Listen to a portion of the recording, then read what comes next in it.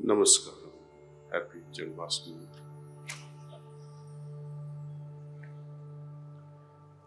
Janmashtami Day has been a great tradition for all of us. He is not only a yoga purusha, he is a yoga purusha. He is Yogeshwara, or the Lord of Yoga, or God of Yoga. Lalaji Maharaj, our Adi Guru, says, he revered, honored, respected, loved Lord Krishna immensely. He wrote once that he scanned the entire spiritual galaxy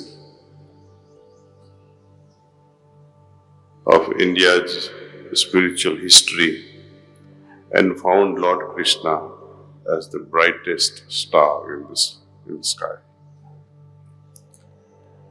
Babuji Maharaj also said that Lord Rama, the Avatar Purusha, who built the foundation of ethics and culture of the society, Lord Krishna, governing the present epoch of this Kali Yuga, built upon that foundation of ethics and morality and introduced Bhakti, love for God, into spiritual practice. It is well understood in Sahaj Marg system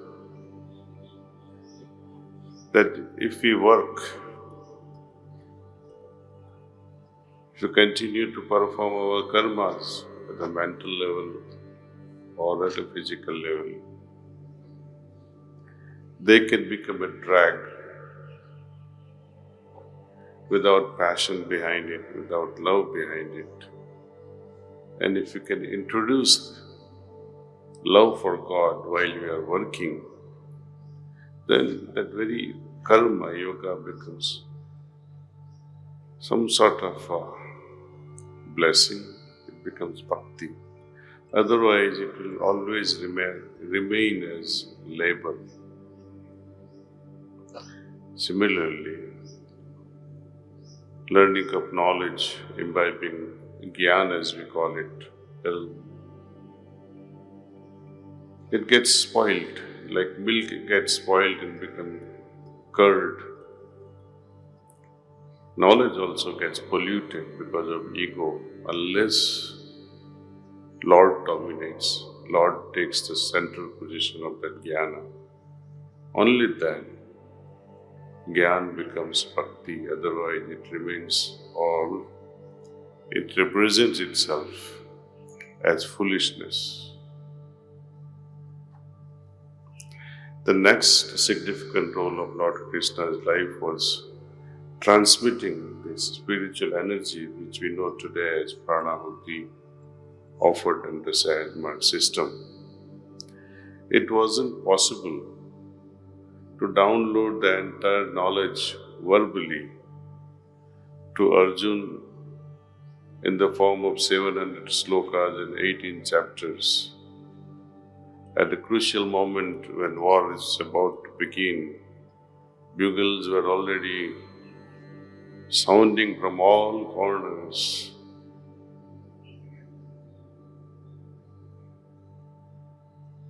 And there comes a moment where Arjuna gives up and says, I cannot fight this war. You can imagine the situation there.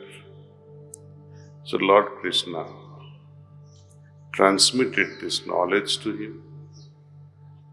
Sage Vyasa observed what was transmitted in few seconds, and he translated and transcribed those moments of transmission,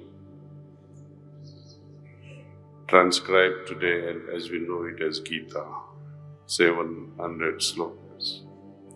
Only the modern man can understand how this transmission happens, how this downloading happens. We can download gigabytes of memory in less than a second.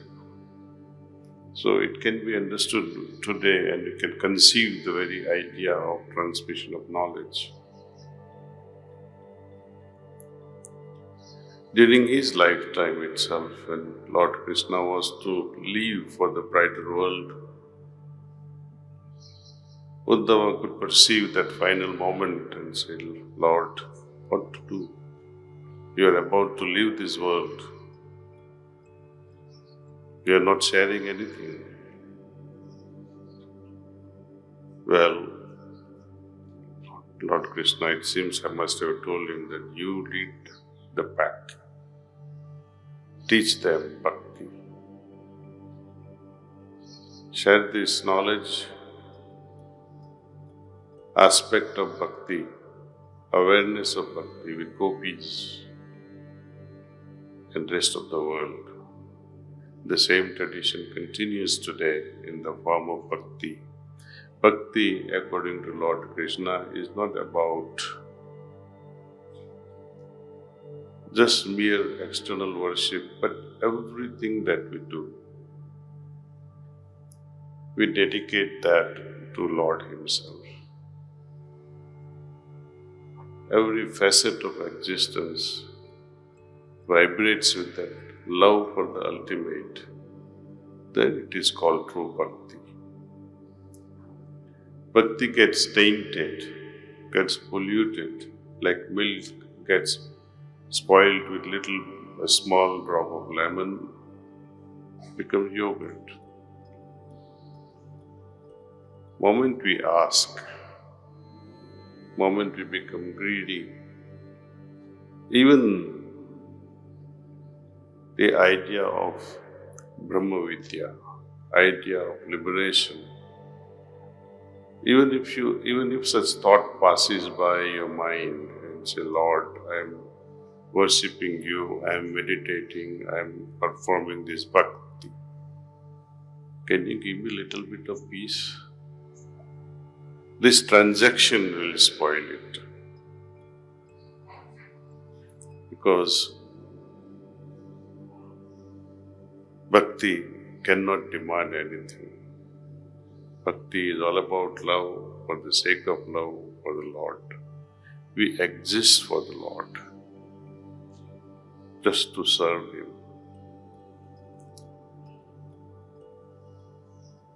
His life will always remain a beacon of spiritual brightness, spiritual life. We have to imbibe that and make His essence a part of our life. The hierarchy of masters of Sahaj Marg system begins with Lord Krishna, and it continues. So many of you may be aware, some of you may not be aware. The masters of the hierarchy that begins with Lord Krishna and Radha. Then comes Chaitanya Mahaprabhu,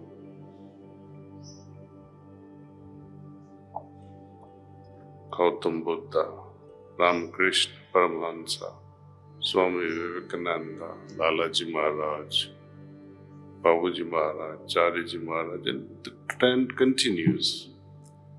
Sometimes it's difficult to remember all these names, so please forgive me, because I cannot repeat all the names. They are there in the books. But how does it matter? The Lord Krishna's name was there first, or Lalaji's was first, or no name was mentioned.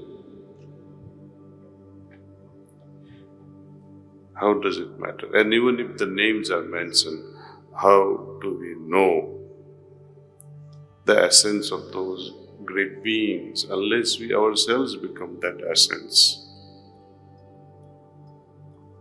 So the call of the hierarchy is only one simple thing: become like them, becoming, and submit that becoming at their feet. Dedicate that becoming and annihilate yourself. Annihilate doesn't mean burning yourself, no, destroying, no, transcending this becoming itself. new thing begins then after, of which we have no idea what becomes of us later. But at least become those qualities, have some interest in becoming like them, make space in our life for them, make ourselves available for them.